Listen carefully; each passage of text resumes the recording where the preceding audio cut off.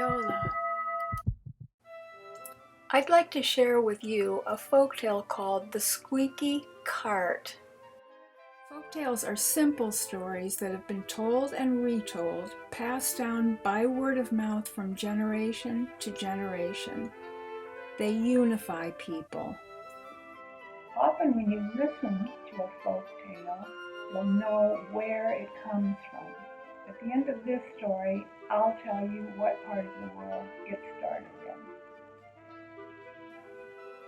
In a small town where all of the streets are made of cobblestones, which had been so carefully fitted together that even though they were laid down centuries ago, not one stone is out of place.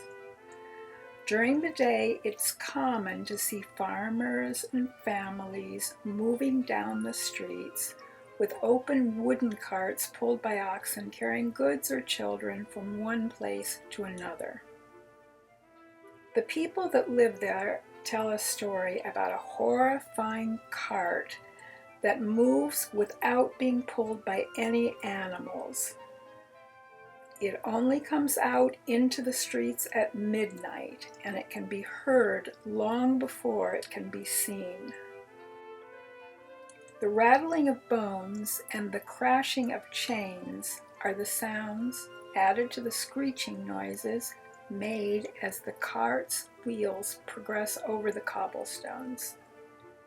It is said that the vehicle is filled with the skulls and the corpses of people who have lied or cheated others.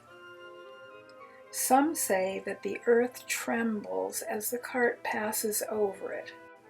Others warn that it's best to stay hidden inside if you hear its sound approaching, never to look directly at it, or you may not wake up the next day or any day after.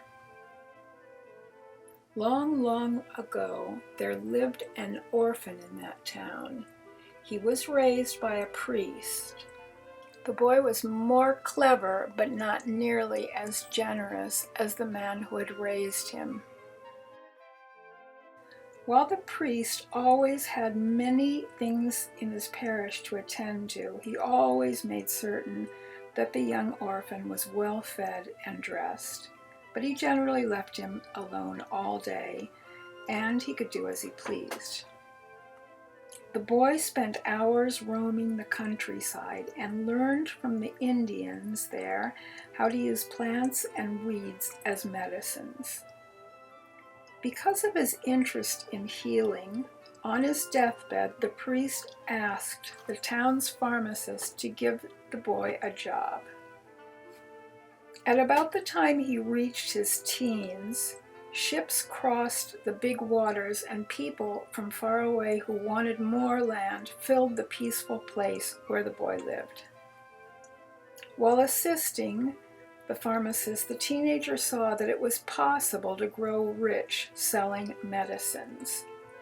He began offering herbs and potions that he made himself to the people who arrived on the ships. He never told anyone that he had learned how to make these potions from the Indians.